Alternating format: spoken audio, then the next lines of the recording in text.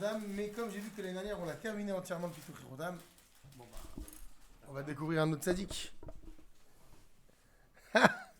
Donc, le Sefer qu'on a pris, c'est le Sefer du Moshreni Acharecha, Rav Rouven Elbaz, qui est un contemporain, qui est le Rosh Yeshiva de effectivement Rachaim à Yerushalayim. Et donc, on va s'intéresser un petit peu sur un inyan qu'il a développé dans la paracha de Miketz de cette semaine. Alors, est-ce qu'on a le Chumash avec nous? Tu l'as, Raphaël? Donc, premier pasouk de la paracha, Vahi Miketz Shnataim Yamim, on rappelle un petit peu le sujet. Au terme de 12 années, Yosef sort de prison parce qu'il est convoqué par le roi au nom du Saramashkim. Saramashkim, c'était le fameux maître et chanson. Rappelez-vous ce bonhomme qui avait fait un rêve et que Yosef avait interprété positivement.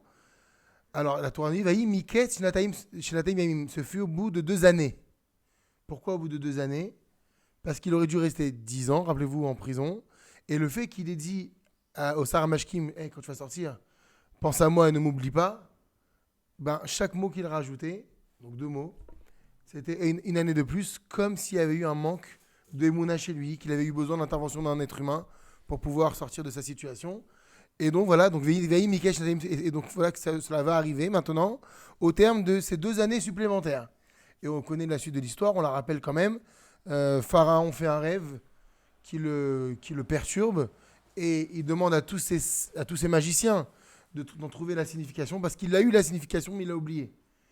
Personne n'arrive à satisfaire son désir jusqu'à ce que le Saramashkim lui dise effectivement il y a un hébreu en prison qui lui m'a interprété le rêve, un rêve que j'avais fait qui s'est concrétisé. Pourquoi ne pas le faire venir? Et donc effectivement au terme de 2 années de prison, Pharaon fait un rêve et c'est comme ça que Yosef sort de prison. Alors on y va. Shmuel Aor HaChaim HaKadosh. Le HaChaim HaKadosh, Rabbi Chaim ben Attar, pose la question suivante. Arei Yedouim Divrei Chazal, n'est-ce pas que nous connaissons les propos de nos maîtres dans le traité de Megillah? Raphaël. Page, quelle page? Yud. Page 10, Aïn Bet. On n'est pas arrivé, nous on est au Dafret, effectivement. Donc qu'est-ce qu'on va rapporter dans la Masechet de Megillah? Qui kol makom sheneemar vayehi ou les shan sahar. À chaque endroit dans la Torah où le terme de vayehi et ce fut, et il arriva que, apparaît, les shan sahar, c'est un terme de souffrance. C'est-à-dire que c'est jamais de bon augure. Le sujet dont on va parler n'est jamais foncièrement bon lorsque le mot vayehi arrive. Vayehi bimea Achashverosh. Et ce fut autant de Achashverosh. La connotation est négative, effectivement. C'est les problèmes d'Aman et des décrets d'Aman et d'Achashverosh. Et effectivement, à chaque fois qu'on va marquer Vahi, Ba'etahi, Vahi, c'est toujours Lashon Sahar, un terme employé pour évoquer une souffrance en particulier. Donc, quelle question vous allez vous poser là? Bien sûr, dès que tu vas lire Vayehi, de quelle souffrance va-t-il être question dans la paracha? Puisqu'attends, au contraire, il sort de prison. Quel est le contraire de Vayehi, qui a un lachon de Simcha, un bon langage? Vehaya. Lorsque tu écouteras, tu feras les brachot. Vehaya im shamoa tishmu, pardon. Lorsque tu entendras mes préceptes, alors il y aura la bracha, effectivement. Donc c'est la même chose, Vayehi, Vehaya, sauf que Vayehi c'est un lachon de Sahar et Vehaya c'est un lachon de Simcha. Maintenant, Vayehi Mikaen caché, donc Rachaim HaKadosh, la question dit, mais attends, s'il en est ainsi, que Vayehi c'est un lachon de Sahar caché, moi j'ai un problème, j'ai une question. Areba paracha azou, n'est-ce pas? Voilà que dans cette paracha, Mesupar, Ketzad Utsa Yosef Imet Asurim, il est raconté de quelle façon Yosef a été libéré de la prison. Utsa, il a été sorti. Ou Pharaon et Elaoulikdoula, et comment Pharaon l'a promu, n'est-ce pas? Littéralement, Elaoulikdoula, il l'a monté en grade. Vimnichu Aleret Israël, et il l'a fait régner sur la terre d'Égypte. Si on dit que c'est le début de la galère en Égypte, la galère elle a commencé déjà la semaine dernière lorsqu'il a été vendu. Alors il faudrait voir là-bas s'il y a marqué la chaîne Vayehi dans la paracha de Vayeshev. Mais là ça y est, la galère elle a commencé déjà, puisqu'il a été vendu depuis 12 ans. Et donc Velichora a priori Zédavar sa mère, c'est quelque chose de super joyeux. N'est-ce pas? Veim Kenzi, il en est ainsi, Aïta paracha tricha liftoar baminim, Donc s'il est assis, la paracha aurait dû commencer par les mots Ve'aya miketz shenatayim yamim. Et il arriva qu'au terme de 2 années, parce qu'on parle d'une libération, Velo bamina vayi, et non pas par le mot vayi. Voilà la question de Rahim Akadosh. Alors Metaret, ça Rahim Akadosh, voilà ce qu'il répond. Qui ata, car à présent, Yatril les sovev si bat galut mitzrayim. Comme l'a dit Raphaël Zetoun, car à présent va commencer toutes les causes de la galoute égyptienne. Oui, c'est vrai. Yosef, il est déjà en Égypte. Mais c'est maintenant que le jeu il commence. Parce qu'il va avoir les premiers contacts avec le patron des Égyptiens. Pharaon. Alors on verra, est-ce que c'est le même pharaon, c'est toute la marloquette, c'est un autre. Est-ce qu'il a changé physiquement, c'est pas le même. On verra qui s'érigera dans la paracha de Shemot. Est-ce que c'est le même mais qui a changé de façon de penser? En tout cas, c'est maintenant que commence en fait la partie.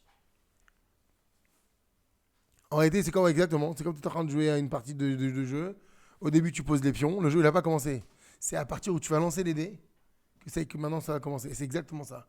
La sortie de Yosef va être le début de la partie. Alors maintenant on va développer. Nachon Adavar, il est juste que chez Befarachazo, mais sous par Ketzad ala Yosef Hatzadik Likdoula, qu'effectivement, on voit comment est-ce que Yosef a été promu. Ou Malach al Eretz Mitzrayim, il a régné sur la terre d'Égypte. Aval Tzrichim anu litbonen. Mais nous devons réfléchir. Mais Haïta, donc c'est bien ce texte parce qu'il a également les nekudot, il y a les voyelles. Ah, c'est plus facile. Hein. Donc, anu litbonen, mais Haïta Totsa'a shel Gidulazo. Quelles ont été les conséquences de ça? C'est la sortie, littéralement, la dépense.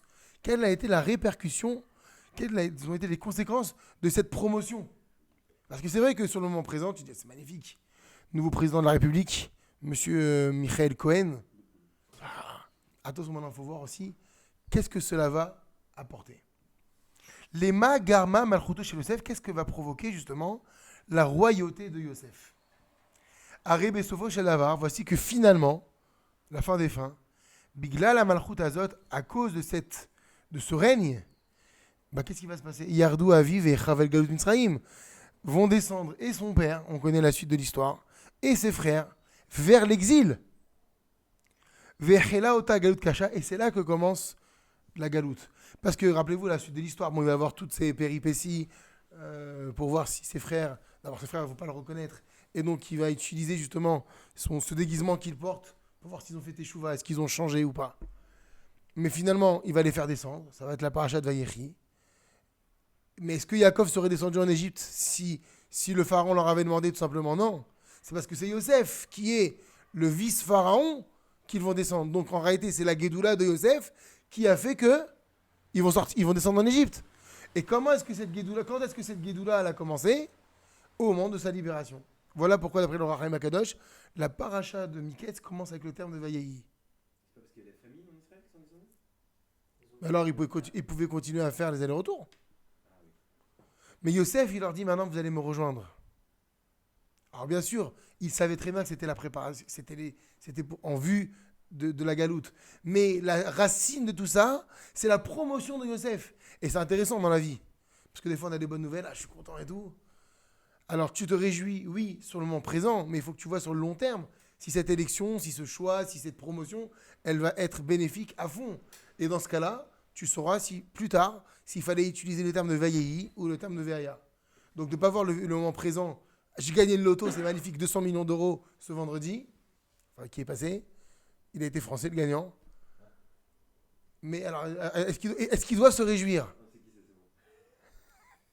Est-ce qu'il est samandéen? Est-ce que ce bonhomme qui gagne le loto, il doit se réjouir? C'est pas évident. Est-ce que ce gain, c'est un Vayehi ou est-ce que c'est un Veaya? Avec tous les problèmes que cela peut causer. Alors évidemment, toutes les Yeshuot aussi, évidemment. Mais c'est un loto qu'il a gagné. Devenir pharaon, parce qu'en fait, ça a été pharaon. Il est devenu pharaon, ou bien que la Torah, pharaon l'a dit, la seule chose qui te différencie entre toi et moi, c'est quoi? C'est le trône. On n'a pas la même chaise. Mais rappelez-vous le deal entre les deux. Il connaissait une langue de plus, Yosef. Pour être pharaon, il fallait connaître 70 langues. Yosef, il connaissait les 70 langues plus l'hébreu. Et la Torah nous dit que Yosef il apprenait, il enseignait à Pharaon l'hébreu. Mais je crois que c'est le malach Gabriel qui venait et qui lui faisait oublier tout ce qu'il apprenait. Donc il avait cet ascendant. Et si Yosef dévoilait aux Égyptiens qui connaissaient l'hébreu et pas Pharaon, il aurait pris la place tout de suite. Donc Yosef, c'est Pharaon. Il est le Pharaon. Vous vous rendez compte, donc un juif qui devient Pharaon? Je dis, c'est extraordinaire, attends. C'est la... C'est Eli Cohen, l'espion israélien. Exactement. Numéro 2. C'est la première puissance du monde à l'époque. Donc c'est sûr qu'on se réjouit. Et ben non, le Rachem Akadosh, tu ne peux pas te réjouir. Parce que cette grandeur-là, c'est elle qui va, malgré tout, alors évidemment, répondre aux demandes d'Hachem, mais elle va quand même causer beaucoup de tort à la descendance qui va arriver. Et donc c'est pourquoi, d'après le Rachem Akadosh, c'est le terme de Vayi qui va être employé. Baruch ata Adonai Eloheinu melech haolam she'akol nהיה bidvaro. À cause de lui qu'on était esclave. C'est-à-dire, il dit que c'est à cause de lui qu'on était esclave en Égypte. Ouais, mais c'était promis Si avant, bas. de toute façon. C'était promis Oui, avant. c'était promis. Et c'est lui qui était le vecteur de transmission. C'est ça, mais lui, à travers sa promotion, c'est ça qu'on veut dire. Et la promotion, elle commence au moment où il sort d'Égypte, il sort de prison. Événement déclencheur, c'est pas la cause. Ah non, c'est pas la cause de l'Égypte. On va dire c'est la cause physique qui mène à la descente en Égypte. Oui, c'est pas la raison de l'Égypte. Ah bien sûr, exactement. Enfin, c'est la cause, mais pas la raison. Donc la reine, c'est pourquoi Af chez Béné Bassar, bien qu'aux yeux des gens, Bassar aux yeux des hommes, Nir et Adavar, la chose semble Keilou Parashat Gedulat Yosef Parashat Smecha, que ce passage de la promotion de Yosef est un passage joyeux. Dernière ligne, je suis tout en bas. Ah, vous l'avez pas? Elle a dû être effacée.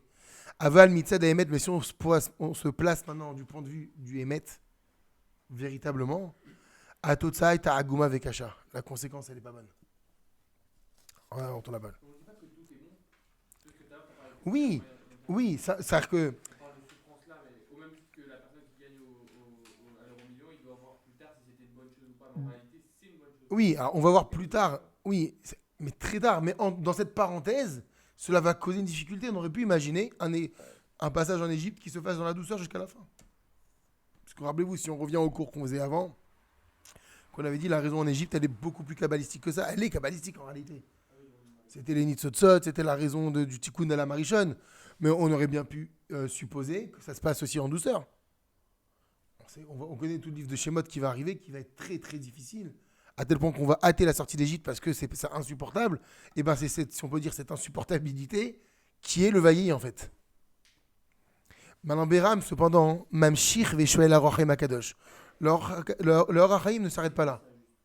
Rabbi Chaim Ben Attar est un maître qui est né au Maroc il y a 500 ans. Non.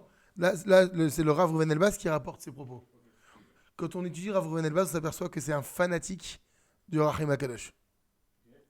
Toutes les parachutes, il le développe. Et donc là, il rapporte l'enseignement du Rachim Akadosh. Rabbi Chaim Ben Attar, c'est un maître d'il y a à peu près, comme je dis, il y a 5 siècles, au Maroc, qui a été un... Je sais pas comment on pourrait décrire le Rachim Akadosh, il est indescriptible. C'est... Avant Rabbi Yaakov. Non, c'est pas il y a 500 ans, je vous ai dit des bêtises, il y a 300 ans. Pardon, Mechila. Oui. Mechila, pardon, c'est parce que j'ai confondu avec le Chida. Le Rachim Akadosh, il est contemporain du Baal Shem Tov. D'ailleurs, à tel point que l'histoire raconte qu'ils ont essayé de se voir parce que la tradition voulait que si les deux se rencontraient, le Mashiach il arrivait. Et je vous ai même rajouté, mon maître il rajouté avec Rabbi Mesrod Zerbib. C'était un maître de Constantine et les trois. Bon, on ne va pas rentrer dans ces détails-là. Et donc, le Rachim Akadosh, c'est quelque chose de monumental. Et ça, on s'en rend compte, il est dur à étudier. C'est pour ça que je sais bien qu'on arrive à le faire avec le Rav Reuven Elbaz, parce que quand on se met dans le Rachim Akadosh, il faut mettre sa tête. Mais c'est monumental. C'est un pirouge de la paracha. Ouais. Tu trouves, Très profond. comme tu trouves Rachid. Voilà, très profond. C'est-à-dire qu'il utilise aussi beaucoup de sons, souvent kabbalistiques, mais c'est un délice. Et donc là, voilà, et ça veut dire qu'il a sa façon de s'exprimer, comme tous d'ailleurs. Sa façon de parler, sa façon de... Il va droit au but. Donc c'est beau, c'est magnifique. Et donc voilà que Mamshir Veshuel, il continue en posant la question. Arek Zera Tagalout, voici que le décret de cet exil. Kvar Nixera Mishanim Kadmoniot, c'est ce qu'a dit Michael Fitoussi, Rav Michael Fitoussi. Il a déjà été décrété Mishanim Kadmoniot depuis des années ultra Kadmoniot, c'est ancienne, c'est vieux cette histoire de Galout. C'est vrai que ça se passe maintenant dans la paracha, mais ça n'a pas été décrété dans la paracha de Miketz. Et je suis content que tu aies eu cette réaction, Michael. Kacher Amarakadosh Baruch Hu l'Avraham, comme Dieu l'avait dit à Avraham, Bivrit Ben Abetarim de l'alliance entre les morceaux, donc ça remonte à très longtemps. Voilà, on vous rapporte le chapitre Tetvav, c'est le chapitre 15 du livre de Bereshit, verset 13. Dieu dit, il y a Doa Teda, sache bien, qui guerrier Zaracha Be'eret Ulahem, que étrangère sera ta descendance dans un pays l'Olahem qui ne sera pas lui, à elle. Ve'avadoum, ils seront asservis. Ve'inu otam, ils seront opprimés. Arba me'ot shana. C'est-à-dire ce pays-là les asservira et les oppressera. Arba me'ot shana, 400 ans. Et ce compte-là, il commence depuis quand? Alors c'est toute une question, c'est un calcul différent. Est-ce qu'on compte à partir de la naissance d'Israël? Est-ce qu'on compte à partir de cette révélation à Abraham? Donc là-bas, effectivement, il y a une façon de calculer. Veimken, s'il en est ainsi, Bechol Mikre, Ayutrichim la Galout, dans tous les cas, il fallait qu'on descende en exil. Et donc, du coup, Veshuv Choseret la Sheela. Donc la question elle se repose. Madoua Sricha Torah Lichtov Lashon Vayehi. Pourquoi est-ce que la paracha cette semaine, elle a eu besoin d'employer le terme de Vayehi? Ketsahar, comme la souffrance, à la Galout, chez Nigrima, Beshel Malchuto, chez Yosef. Comme une souffrance d'exil qui aurait été causée par le règne de Yosef. Alors que quoi? Alors que l'exil avait déjà été décrété tellement d'années auparavant.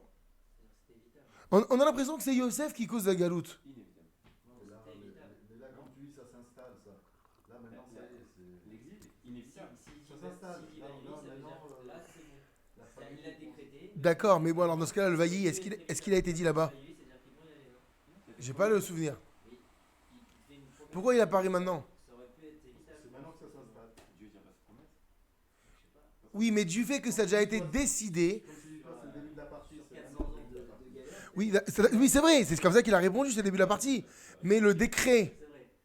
il tombe avant. Donc le Tsahar, il est déjà annoncé, il a déjà commencé. On est simplement dans la suite du Tsahar. C'est ça la question. La mise en application. C'est vrai que c'est la pratique, mais c'est comme si demain, Aman, il décrète, ce jour du décret, va y bimar Hachverosh, on le dit, c'est à l'époque d'Achashverosh, il y a un Michté, il y a tout ça. Donc on voit bien que le vailli, là-bas, il se rapporte au début de la situation. Pas quand Aman, il va arriver et il va dire, allez, maintenant, on va les exterminer. Donc là, c'est pareil. Le décret, il est déjà super vieux. Pourquoi est-ce que le vailli va apparaître au moment de la Gdoula, bien qu'effectivement, il a répondu lui-même, le Rachim Akadosh. Physiquement, c'est maintenant que commence la partie. Mais la décision de jouer, elle a commencé avant. Il n'y a pas une période de ça. Je sais que le plus dur dans une décision mauvaise, c'est le moment où elle est prononcée, c'est le début. Au moment où elle est admise. Ouais. Ah, on va voir. Décrété. Parce qu'elle pouvait ne pas être admise. peut-être. Non, attends, regardez, le verset, il a été ramené, pas pour rien. Il y a Doa Teda. Ça veut dire quoi? Savoir, tu sauras. En d'autres termes, c'est inéluctable. Il va y avoir un obligé. Et si on connaît, on connaît, nous, les raisons de l'Égypte, c'est obligé qu'il y ait l'Égypte. C'est pas possible autrement. C'est obligatoire. C'est ça qui va conduire au Tikkun Adam. C'est ça qui va conduire à la naissance d'Israël. Donc c'est obligé. Il lui dit, tu montes, tu descends. Il y a Doa Teda. Sache qu'il y aura, ta descendance, ça va être étrangère dans un pays qui n'est pas le sien. Peut-être ça aurait pu ne pas être l'Égypte. Ah, alors peut-être, d'accord. Tiens, c'est possible. L'exil en Amérique, en Égypte. Ah non, ils ont souffert aussi, les Cherokees et les trucs. Hein. Au début. Hein. Et les esclaves, pareil. Hein. Enfin, à ma ville, même que les Shlechol, on va pas se comparer à eux. Mais il y a eu un. C'était vite réglé, les pauvres. C'était vite réglé. Hein. Non, sérieusement, et voilà, effectivement, voilà pourquoi le Rahim Kadosh, il repose la question. Oui, Raphaël, qu'est-ce qu'il y a? Au moment de Yitzhak, ils sont dans quel pays? Pas en Égypte. De Yitzhak? Yaakov, tu veux dire? Il a Non, Israël. justement. Israël. Israël. Il est jamais Oui. sorti d'Israël. Et personne les a opprimés en Israël. Non, personne. Alors du coup, tu vois, À part les disputes qu'on a vues avec les Pédichtim, c'est tout. Les puits, pas les puits, c'est tout. c'est pas un gros peuple. Ah non, jamais, jamais. Donc du coup, tu vois, quand tu regardes le chapitre 15, verset 13, et il dit à Abraham, sache bien que ta descendance sera étrangère dans un pays qui n'est pas le leur, ils les asserviront, les opprimeront 400 ans. Là, c'est dans un pays. Et ils, donc la nation du pays, les asserviront, Oui. opprimeront pas du coup dans ce pays-là qui les opprime. Tu vois ce que je veux dire? Très bien. Très bien. Mais c'est pas la question encore. Bon, là, j'ai pas la réponse. J'ai très bien compris la question. Puisque tu dis qu'il parle d'un pays qui va les opprimer, pourquoi compte-t-on, et que c'est qu'effectivement, pourquoi compte-t-on le démarrage du calcul à partir de Abraham? C'est une autre question, c'est vrai, c'est une bonne question. Il y a des réponses. On y répondra, Blinder. Mais ça, déjà, on y répondra. Alors, que répond Orchem Akadosh à cette question bis, finalement? Parce que finalement, la question reste toujours. Achen, en effet. Oumetaretz y répond. Achen, en effet. Nixar al-Banav shel Avraham avinu sheyetzu les galoutes. C'est vrai, il a été décrété contre les enfants d'Abraham qui sortent en galoute. Avalo Nixar. Donc, on a un prophète. On a plusieurs prophètes avec nous aujourd'hui. Hein. On a plusieurs prophètes aujourd'hui avec nous. Regardez ce qu'il a dit, Michel. L'onixar alehem, il n'aura pas été décrété Echan Yubegalout, où ils vont aller en exil. Donc il a donné la possibilité, Michel, des États-Unis. On aurait pu aller aux États-Unis. Mais plus proche, on aurait pu aller, je sais pas moi, au Liban. On aurait pu aller au Maroc. Ou à Tunis. Ça, c'est pas dit. Hachem, comme il a dit, dans un pays, je vais vous exiler. Il vous fera souffrir. Et ça aurait pu être n'importe quel pays autre que l'Égypte. Mais est-ce qu'on est sûr que c'est déjà passé ou pas? Parce que c'est vrai que l'Égypte, Oui. est-ce que éventuellement c'est pas quelque chose qui est contradictoire et... Non, c'est déjà passé, certes. La question, c'est est-ce que c'est terminé? Parce qu'on n'a pas fait les 400 ans. Mon maître, il expliquait que c'est pour ça que les galoutes, elles ont été longues après. Parce qu'on n'a pas fini pleinement ce que Dieu voulait qu'on subisse. Et que ça va s'étaler sur le temps. À travers les nouveaux exils, j'allais dire les exileurs, à travers les autres nations qui vont arriver. C'est pour ça que Bezrat Hashem. Alors Arizal dit l'Égypte, c'est le condensé de toutes les galoutes. Oui, mais ça a duré d'abord, ça a duré 400 ans. Qu'est-ce qui nous dit que c'est pas dans l'avenir que ça va arriver? Ah, c'est possible. Non, mais là, on voit qu'Abraham, il parle de... Alors justement, alors, on va voir. On va voir Vayehi.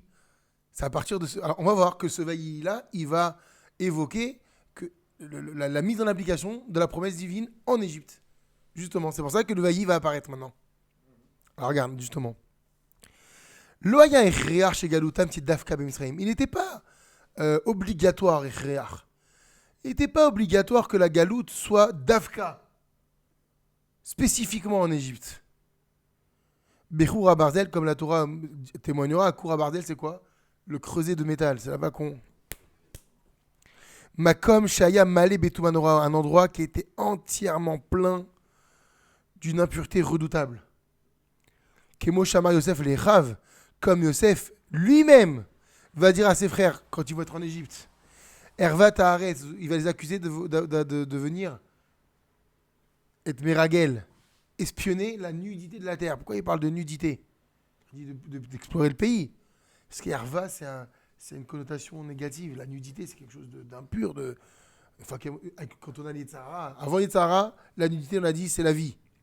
Le manque d'Yetzara, il est là. Qu'on est en Égypte, tu parles de nudité, nudité égale pornographie. Donc il leur dit, vous êtes venus voir la nudité de la terre. Ils ont entendu, on est en Égypte, dans un endroit ultra tamé. Donc ça, Makom chez Kulo Touma, c'est pour ça qu'il utilise le terme de Herva. C'est un endroit il n'y a que de la Touma partout. Et donc, c'est ça. C'était pas dit à Avraham Avinu qu'on se retrouverait en Égypte. Dans un pays qui vous opprimera, il y aura de la souffrance, ça c'est sûr. Ça peut n'importe quel pays de la planète. Maintenant, Gama Shaboud, chez Shabedou Amitzrim et Israël, même cet esclavage qui a servi, dont les Égyptiens ont fait subir, que les Égyptiens, ont fait subir aux Bnei Israël, Aya Shaboud caché, Beyoter. A été c'est énorme ça, un esclavage dur, plus, quoi plus? Je fais exprès de traduire littéralement. Ça veut dire quoi? Arbeyoter, plus dur, Mima Shenixar Lehem, que ce qu'Akadosh Baruch Hu avait prévu de leur faire. Il leur a dit, ils vous asserviront et ils vous opprimeront. Et nous, ils vous feront souffrir. Alors, on va avoir une question de libre arbitre. C'est pour ça que Pharaon il va être puni malgré tout. Pourquoi est-ce qu'Hachem, les macotes, il va les endurcir? Il est allé au-delà de ce qu'Hachem il avait prévu. Pas prévu, pardon, parce qu'il y a Hachem qui prévoit tout. Il est au-delà de l'ordre divin. Hachem, il a dit, tu les feras souffrir, point barre. Lui, il les a fait souffrir plus Beyoter. Kemoshe Katavara Avad, comme le Ravad l'a écrit, Beilchot Teshuva. Dans la Lachot de Teshuva du Rambam. Effectivement, un Rambam, le Rambam, Sham là-bas, Shoel, il pose la question. Donc vous avez la référence, Perek Vav Alachahe. Madouane et Nshua Mitzrim, pourquoi les Égyptiens ont-ils été punis Al Sheshabedou Ben Israël, sur le fait qu'ils aient asservi Israël. C'est comme si tu dis, on t'a demandé de planter un clou. Qu'est-ce que tu fais?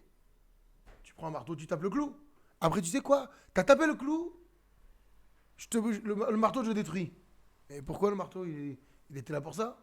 En d'autres termes, pourquoi tu punis les Égyptiens? Hachem, il a utilisé les Égyptiens comme un kéli, comme un outil. Donc c'est ça la question que pose Rambam. Pourquoi est-ce que les Égyptiens vont être punis sur le fait d'avoir asservi les Bnei Israël? Mais voilà, Aïtazo Xera Mishamaim Shabedouotam, c'était un décret céleste, à savoir de les asservir. Et Dixit, ce qu'on a dit tout à l'heure, chapitre 15, verset 13, dans Bereshit. Veteret Saravad, et c'est là que le Ravad va répondre sur le Rambam, qui omnam Aïta Xera Kazo. Effectivement, il y avait un tel décret. Aval. Mais à Mitzrim, Shivaïdou et Klal Israël, les Égyptiens ont asservi le Klal Israël, Besherbout caché Arbeyoter, d'un esclavage dur, Arbeyoter, beaucoup plus dur. Kilshonosham, et voilà, on rapporte ses propos. Em Avdou Baem Befarer, ils les ont fait travailler, Befarer, avec rigueur, avec difficulté. Vehemitu, et ils les ont fait mourir, Vetibeu Mehem, et ils les ont noyés. Kinyan chez Nehemar, comme il dit à propos du verset de Zecharia, dans le prophète Zacharie, chapitre 1, verset 15. Ani katsafti me'at ve'ema azru le ra'a. Moi, j'ai katsafti me'at. Trouve-moi le... C'est très important de prendre à chaque fois la traduction. On l'a vu tout à l'heure. Non, c'est pas tout à l'heure. C'est Zacharie. Chapitre 1, verset 15. Non, c'est le prophète là. Et à toi aussi, tu vois, il est bien celui-là. Je l'ai pas français. Le bon qui est partout. Non, parce que j'ai finalement téléchargé l'application dont tu me parlais. Alors, Eh bien, très bien. C'est Faria.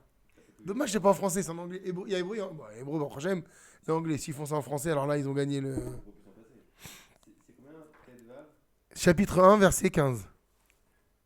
Mais j'éprouve une violente colère contre ces peuples qui vivent si paisibles, car alors je n'étais qu'un peu irrité, ils ont coopéré à la ruine. Voilà.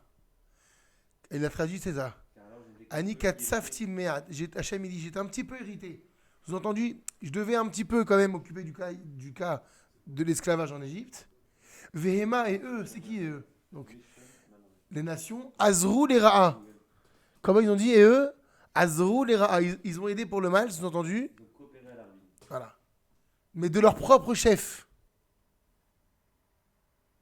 Ça veut dire que moi, j'ai décrété une jauge de souffrance, et eux, Azrou les Ra'a, ils ont véritablement apporté leur malheur.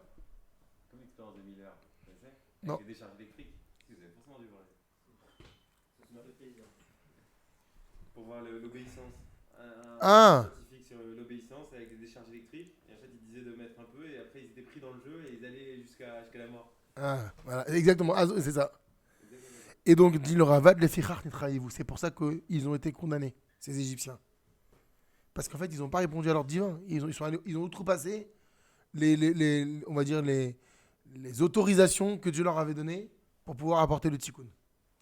Imken, et c'est ainsi, Agalout, Dafka, Bemisraim, Loïta et Chérit. Donc, il s'avère que quoi? Que l'exil en Égypte n'était pas forcément obligatoire. Donc, l'exil était obligatoire, mais en Égypte, pas forcément. Parce que l'Égypte a fait très souffrir, si on peut dire ainsi. Lui, il ne voulait pas faire très souffrir, Hachem. C'est leur béyoter. Donc, on aurait pu aller ailleurs. A priori.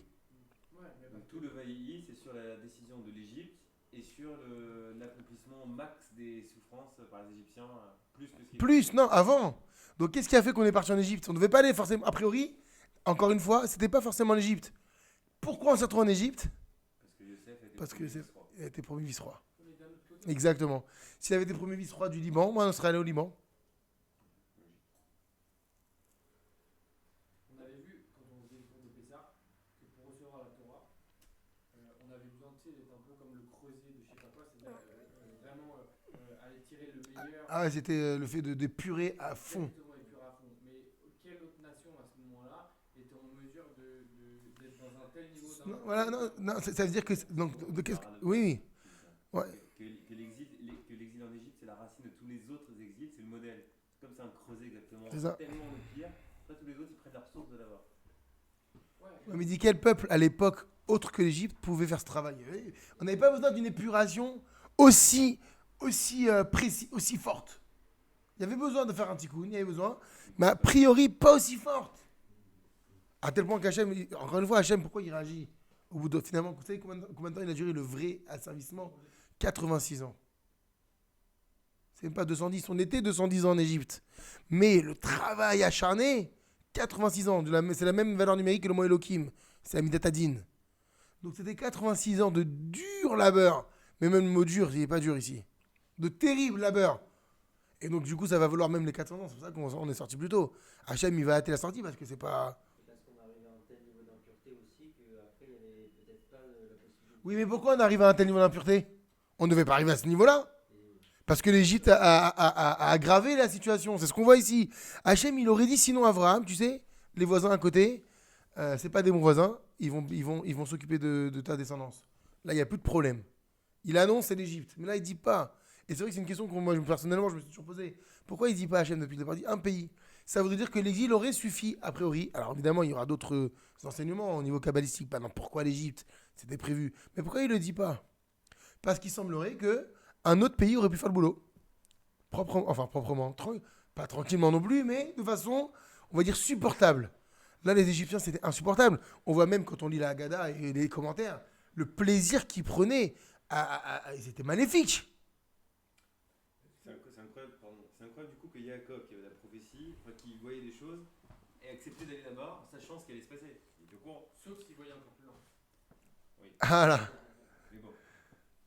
Et j'ai envie de dire, sauf si ils voyaient au pluriel tous. Ouais. Parce qu'on ne parle pas que de Yaakov. Justement, Il y a les 12 tribus. Hein. Il y avait une ouverture pour que ça se passe différemment. Ouais, mais Yosef, il est là-bas maintenant. On le rejoint. Il sait pas que. Ah ouais, On le il rejoint. sait que c'est son fils, déjà, c'est marrant. Bah oui, parce que c'est lui, il dit fait devenir papa. Oui, il a gardé son frère.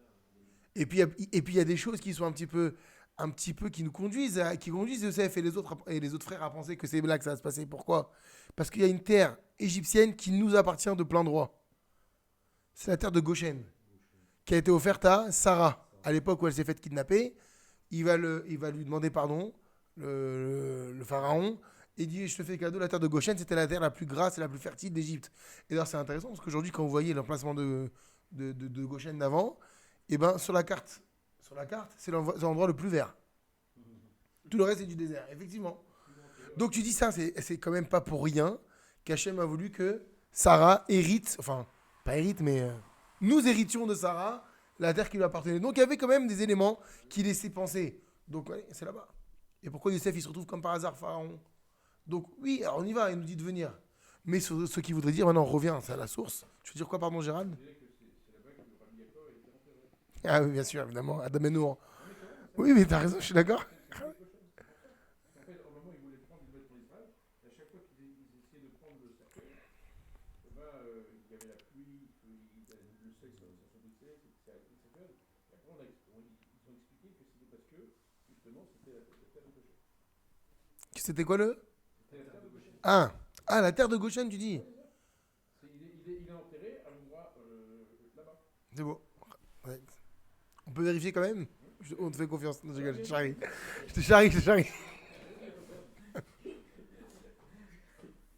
Donc Damenhour, c'est à Goshen.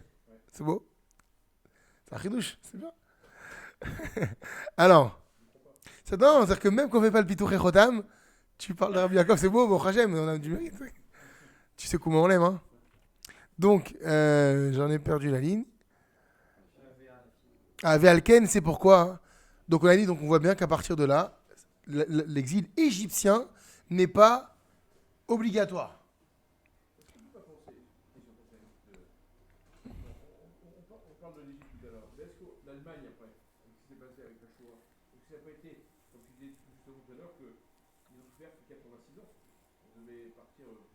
ça. On est souvent contre ça. Parce que l'Allemagne, la Shoah, ça n'a pas été la continuité de ce qui était passé en Égypte. Mais je dis, le reste, c'est une continuité. C'est incomparable. Alors, est-ce Ah bah, si Hachem il va créer Pessah par rapport à l'Égypte, une fête, c'est que véritablement, même humainement, on ne peut pas concevoir, même quand on fait la Gada, tu peux la dire 10 000 fois, et les commentateurs, on ne peut pas imaginer la souffrance. Pour qu'Hachem fasse tous ces miracles, c'est que la souffrance, elle était surhumaine. Mais pourquoi les C'est la comme ça distance aussi.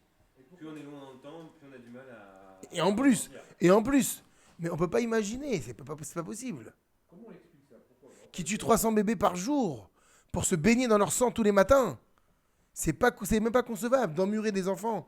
Alors tu vas me dire, mais c'est vrai que malheureusement, ce qui s'est passé il y a 70 ans ou un peu plus maintenant, ça a été surhumain. Le Harizal, il dit, sachez malheureusement, bien que le Harizal, c'est bien avant, que tous les exils, parce qu'attends, avant la Shoah, mais...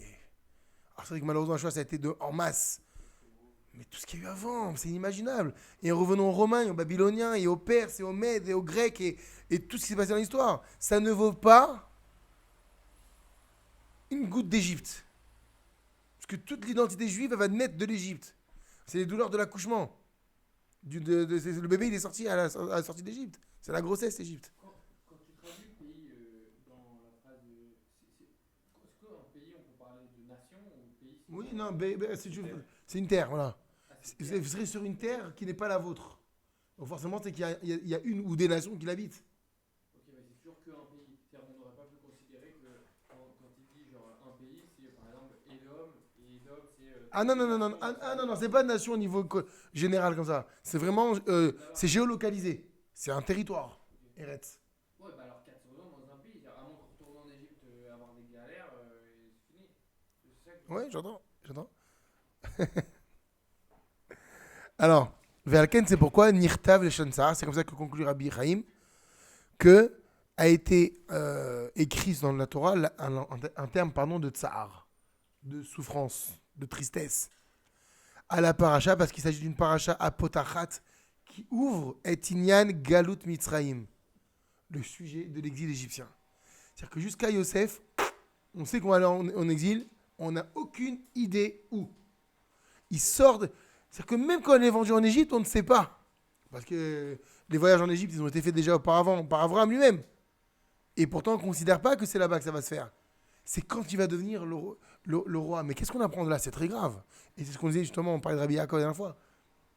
C'est dès lors que tu commences à prendre racine dans un endroit que c'est là que ça commence.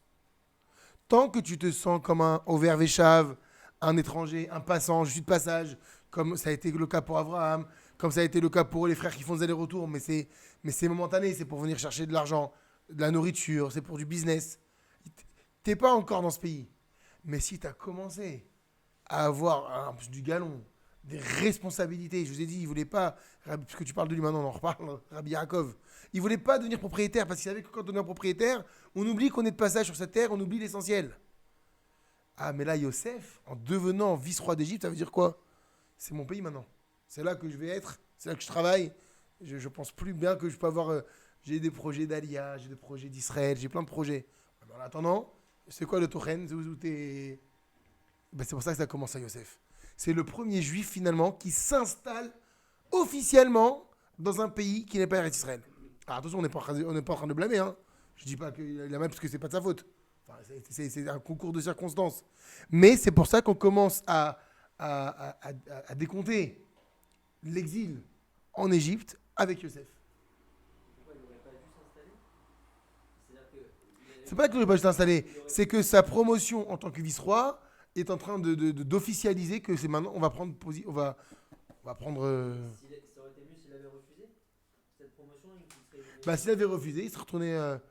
D'abord, est-ce qu'il s'est sorti de prison déjà, première question.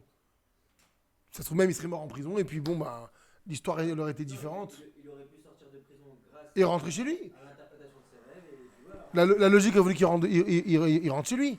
Il n'a pas vu ses parents depuis 12 ans. Même plus, je crois. Parce que si jamais il vient pas des froids, il peut pas aider tout le monde. Il y aurait eu un autre. Famille. Non, mais les scénarios auraient été. Il y a des milliers de scénarios possibles. Ça a été un scénario. On va utiliser l'installation de Yosef en tant que vice-roi pour nourrir la famille de Yaakov et de ses enfants. Et puis voilà, comme on a dit, ça va déboucher sur l'exil. Mais les scénarios, a des millions qui auraient pu être possibles. Donc on voit bien que c'est la promotion de Yosef finalement qui est à la racine et à la source de l'exil. Et c'est pour ça, dit Rachem Akadosh, que la Torah va employer le terme de Vayehi maintenant quand il sort de prison. Il était en prison la semaine dernière en Égypte, on est d'accord avec vous? Non, on est d'accord. Il est esclave chez Potiphar. On ne dit pas le mot Vayehi. Pourquoi on n'a pas compté l'exil à partir de la semaine dernière? Parce qu'il n'a pas pris part au pays encore. Il est là, c'est pas de sa faute, il peut partir. Il veut partir, on dirait. Mais là, non. Il va s'installer. Et non seulement il va s'installer, mais il va devenir le maître du pays. Donc la reine, c'est pourquoi Nirtav Leshon Sahar, c'est le terme de Vayehi qui va être employé et non pas Veaya. Bien que c'est un moment de joie qu'on vit au début de la paracha, bah, c'est quand même le début des difficultés. Ça va jusqu'à présent? Si Ban s'est fait, il existe une raison supplémentaire. L'écart chez la Torah Ishtam Mesha Bichonsar, raison supplémentaire pour laquelle la Torah a utilisé un langage donc de Tsahar, Omer Rachem Akadosh et le Rachem Akadosh, Mishum Besorat Araav. Il y a une autre raison. Parce que qu'est-ce que cela va annoncer? Besorat Araav, c'est l'annonce de la famine. Qu'Akadosh Baruch Hu Kivyachol Lo Tsar Betsarat Olamo. Ah, c'est énorme. Car Hachem, si on peut dire ainsi, Kaviachol, c'est-à-dire si on peut se permettre de dire comme ça, l'Otsar, lui aussi, il est en détresse, Betsarat Olamo, lorsque son monde, il est en détresse. C'est-à-dire quoi? Tu crois que Hachem, il envoie une famine, il ne souffre pas lui? Alors vous savez, comme on ne peut pas dire le mot souffrir, alors on dit le mot Kaviachol. Il n'est pas en souffrance quand ce qu'il a créé est en souffrance. Donc là, on est au-delà du Ham Israël. Hein. Vous vous rendez compte? On ne parle pas. On dit quand Bechol Tsaratam Lotsar, il y a marqué dans la Torah. Chaque fois que les bénis Israël sont en souffrance, moi aussi je suis avec vous en souffrance. Mais là, c'est une portée universelle. Quand le monde il est en souffrance, quand la planète, c'est toute la planète qui va connaître la famine, Hachem, l'Otsar, lui aussi il est dans la souffrance. Et comme on annonce une famine maintenant, parce que c'est ce qu'il va annoncer, de quoi il rêve Pharaon? Cette vache maigre qui sort du Nil, qui vont tuer cette vache, qui vont avaler cette vache grosse et elles vont rester maigres. Pareil, 7 épis de blé qui vont ensevelir des maigres, qui vont ensevelir 7 épis gros et ils vont rester toujours aussi chétifs. Et là, il leur dit, bah, tu sais, c'est 7 années de famine qui arrivent, mais avant cela, il y aura 7 années d'abondance. Mais 7 années d'abondance qui vont se terminer et qui vont donner place à la disette. Donc on parle d'une famine planétaire, sauf en Égypte pendant un moment au début. Enfin, pas sauf en Égypte, c'est pas vrai. Même l'Égypte va connaître la disette. Mais en Égypte, il va y avoir un shefa monumental. Une abondance extraordinaire que les autres pays ne vont pas connaître. Ou plutôt, on peut même dire, il y aura un shefa, une abondance normale, mais personne ne va gérer l'abondance pour pouvoir subvenir aux besoins de la disette. Si ce n'est Yosef. Oui, mais grâce à Yosef. Donc, qu'est-ce qui... Exactement, on savait. Grâce à l'interprétation du rêve. Donc, ça veut dire que cette sortie... Donc, il n'y a pas que la sortie de prison, c'est que aussi, il y a l'annonce d'une famine planétaire. Or, dit le Rachem Akadosh, Mishum Besorat Arav, par rapport à l'annonce de la famine, Akadosh Baruch Hu Lotsar Betsarat Olamo. Hachem aussi, il souffre. Alors quoi, on est en train de parler d'une souffrance qu'Akadosh Baruch Hu va ressentir. Et tu ne veux pas utiliser le terme de Vayehi? Aré Omed, la Guia Ra'av Kachel Aretz. Donc on tourne la page. C'est-à-dire qu'on va se tenir maintenant à une situation où il y a Ra'av caché, une disette forte à la Aretz. Ici, Aretz, c'est la planète. Loulé, ou sur le pays, comme vous voulez maintenant, parce que nous, on est focalisé sur l'Égypte. Loulé, si ce n'est, Otsrot Amazon. C'est quoi Otsrot? Les... Non. Oui, mais les granges. Les entrepôts, merci. Si ce n'est les entrepôts Amazon de nourriture, chez Agar, Yosef, Ayou, Koulam, Metimerav, si ce n'est les entrepôts que Yosef avait préparés, tout le monde serait mort. C'est quoi tout le monde? La terre entière. Ça veut dire que Hachem, avec l'histoire de Yosef, parce qu'on ne sait pas, au moment des rêves de Yosef, c'est une famine qui s'annonce. Est-ce que Yosef va savoir gérer? On ne sait pas. Donc qu'est-ce qui s'annonce? C'est l'Apocalypse. Qu'est-ce qu'il dit Rachem Akadosh? Vayi? Cette paracha, il faut dire Vayi. Et là, Baolam Kulo, l'Orak Beret Misraïm, c'est pas uniquement en Égypte. Et là, Baolam Kulo, dans le monde entier. Et Kadosh Baruch Hu Mitzter Betzarat Olamo. Et Hachem, il souffre quand le monde y souffre. C'est lui qui fait souffrir. C'est ce que je veux dire. C'est pour ça qu'il le fait souffrir parce on est obligé de passer par là. Quoi, pourquoi? On a dit, mais ça fait dévier. On a dit, il y a un tikkun à faire. Il y a une réparation que le peuple juif doit amener. C'est comme si tu dis, mais attends, alors c'est la question, on va se poser quand même. Mais pourquoi elle a les contractions? Pourquoi ma femme, quand elle est enceinte, pourquoi elle a les contractions? Pourquoi elle souffre? Pourquoi ça sort pas? Plop. Ah bah ça me rappelle le problème d'Adam Arishon.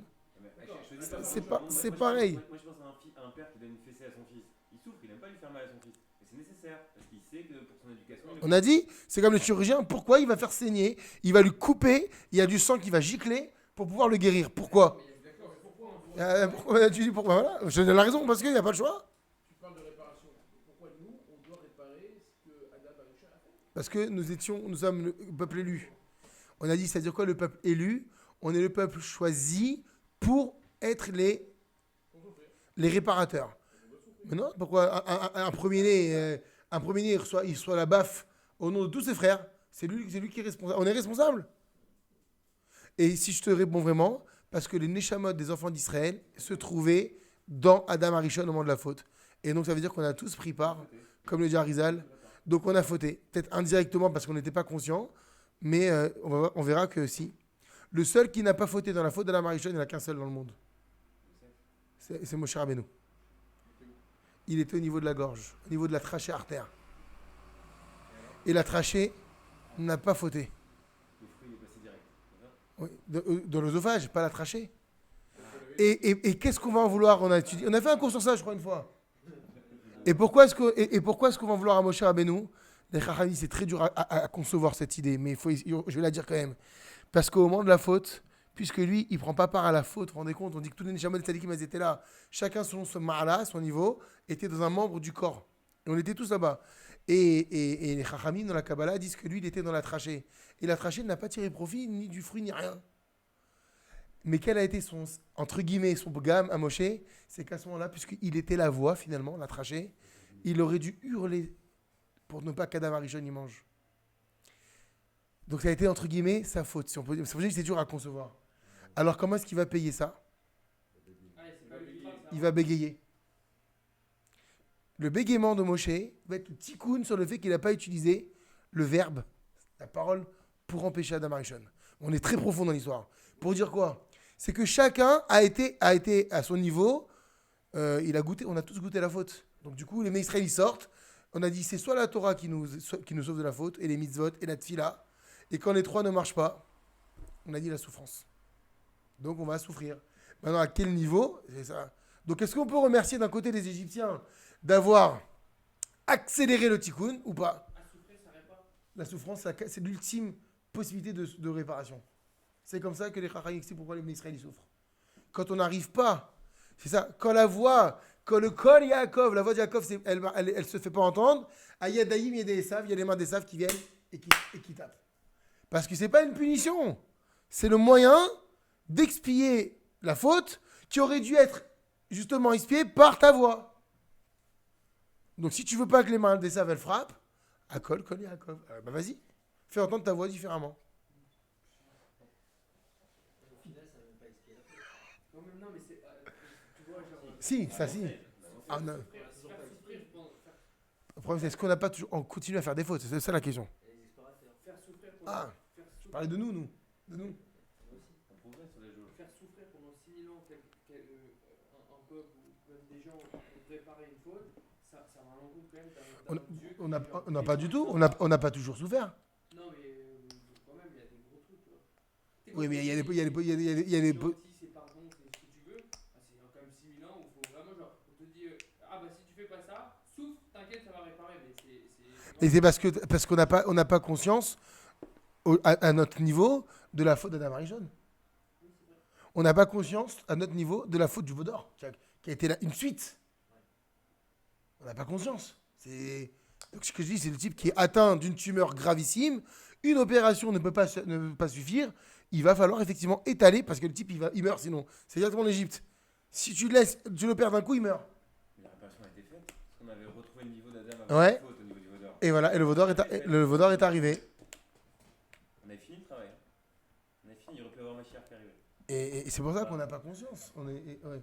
Mais le problème, c'est pas uniquement cette faute-là. C'est que, est-ce qu'à part cette faute, on n'a pas fait d'autres? Je ne parle pas au niveau collectif uniquement, même à notre personnel, on continue, nous. Est-ce qu'on ne fait pas des fautes gravissimes qui aussi demandent une capara? Alors, effectivement, il y a du travail. D'où le limoud. Le limoud, il nettoie tout ça. Le limoud, c'est les piqûres. C'était des antidotes. Mais effectivement, malheureusement, et donc Hachem, et nous, on voit ça comme un mal, évidemment. On voit bien que c'est pas un mal. Le bonhomme, tu lui fais une piqûre pour le vacciner. Il s'applique, mais ça fait mal. Il va y avoir des effets secondaires, je vais avoir le bleu, machin. Peut-être avoir de la fièvre. Ouais, mais ça va te sauver de quelque chose de pire. Et donc, c'est ce qu'il dit ici le Chafetz Chaim, le Rahim Akadosh. Il dit Chafetz Chaim parce qu'il dit ou lo Chafetz, Hachem, Chafetz, il ne désire pas chez Yetzar Ba'olam Klal. Il ne désire pas du tout qu'il y ait de souffrance. Il n'a pas créé un monde pour faire de la souffrance. Mais on a été acteur de quelque chose qui ne s'est pas bien passé. Kefi Amar la Malachim, comme il va lui-même à Kadosh Baruch Hu le dire aux anges, Be'et shetavu amitzrim, lorsque il va noyer les Égyptiens Beyamsouf dans la mer Rouge, Ve'em ratzu le marshira, et à cet instant-là, qu'est-ce qui va se passer? Les anges vont vouloir dire une shira, un cantique. Et il va dire aux anges, Maaseh yadai tovim mayam, quoi? Les œuvres de mes mains sont en train de se noyer dans la mer. Ve'atem omrim shira, et vous êtes en train de chanter? Ça veut dire quoi qu'Hachem est en train de souffrir là? Akadosh, de Masechet Megillah. T'inquiète pas, on va y arriver bientôt. Akadosh Baruch Hu lo chafetz afilu betzaratam shel hagoyim. Akadosh Baruch Hu ne désire pas non plus du tout la souffrance des autres nations. Parce que nous, on a toujours tendance à penser qu'effectivement, évidemment, on a un lien indéfectible, particulier, unique, comme personne n'aura, et heureusement, Hachem pour nous. Ça ne veut pas dire que pour autant, il n'aime pas les autres, il dénigre pas les autres. Akadosh Baruch Hu, il veut pas la souffrance. Il n'aime pas quand un peuple il souffre, tel qu'il soit. C'est un chidouche que là, clairement, la Gemara elle rapporte. Aucun peuple doit souffrir sur la planète. Et tu comprends pourquoi, quand on fait notre filote, on inclut toujours tout le monde. Parce qu'Hachem, c'est l'œuvre de ses mains. La reine, c'est pourquoi, du coup, Nakta Torah Lachon Sahar. La Torah, elle va citer ici, elle va prendre un terme de souffrance, Vayehi. Et voilà que Yosef, il va devenir roi d'Égypte. Ça va insinuer qu'il va devoir gérer un problème qui est monumental. C'est la souffrance de la planète. Et c'est sur cette souffrance qu'Akadosh Baruch Hu mitzer betzar olam. Et Hachem, il souffre quand le monde souffre. Allah Ra'av she'atid lavi alem. Et ici, il est question donc de la future disette qui doit arriver. Voilà les deux réponses qu'a rapporté le Rahim Akadosh sur le terme de Vaï de la paracha de Miketz. Chazak à vous.